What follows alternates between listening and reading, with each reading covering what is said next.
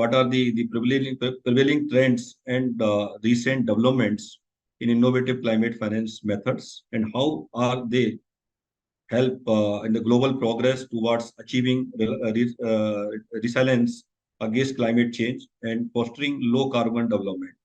So if you can cover up this question, where we would like to understand what are the recent development in the innovative climate financing, and how are they progressing. So over to you, and thank you very much, ma'am, for joining with us. Very quickly on my journey, I spent over a decade, almost 13 years at IFC, and while my background is in the law, and I've been a practicing lawyer, a lot of time at IFC was actually spent on strategy and execution, as well as in the authorizing environment. So this is also during my time at Harvard as well, work at the intersection of law, economy, policy with a personal interest. So I took that into what I did at IFC. In this context, I had the good fortune of being able to co-author the Blended Finance for Climate Investments report that IFC just released.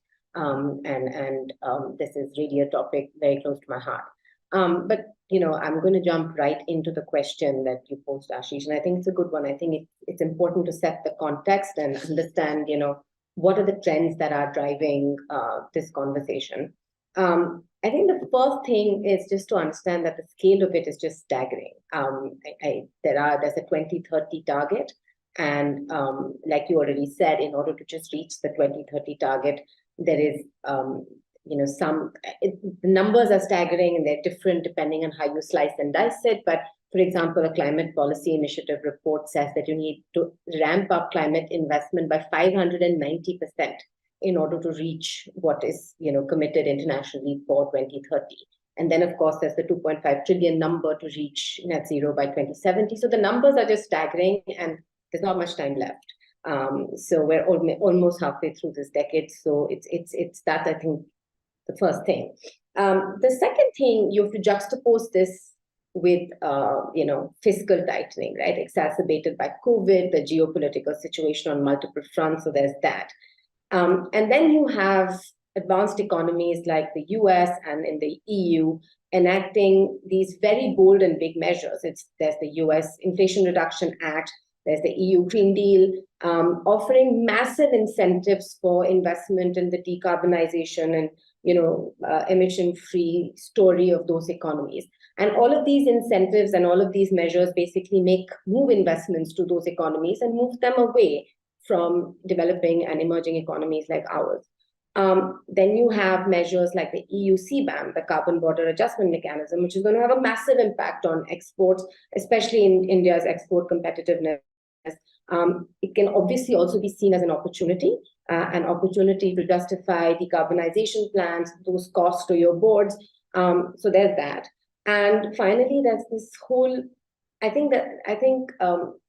Avishkar is obviously a pioneer in this field, but there are the bigger investment, the old traditional private equity funds that are jumping into the fray. Morgan Stanley just announced its 1GT fund, and this is it. I think there's a lot. What this signals to me is that there's a lot of money there that is focused on climate finance. It sees it not just as the right thing to do for our future generations, but also as something that needs to be done. There's a commercial clear story there, and then there's the whole MDB revamp. All the multilateral development banks that were traditionally at the forefront of this, they've been told that they need to up their game and essentially do more with less with their money. And this then leads us to the whole catalytic and blended finance story, which is sort of there's this whole clarion call for doing more with less funds.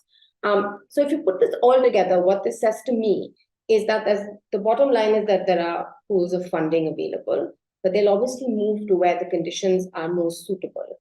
And then you have measures like the IRA and the EU Green Deal that will pull them away from developing countries like ours.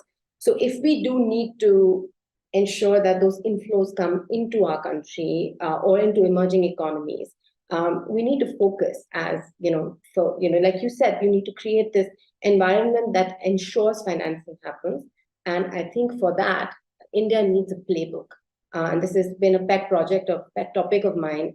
You actually have to have a clear playbook not these sort of reactive or piecemeal legislation. Some of them are great. I mean, the Green Hydrogen Mission, all of that, quite forward thinking in their approach. But again, it remains kind of siloed. I think you need a playbook that applies to all regulators and that's seamless and that aligns everyone's mission towards it's almost like a lighthouse that aligns everyone's mission towards one in one direction. So I'll stop there in terms of trends and leave it to any of you who have questions.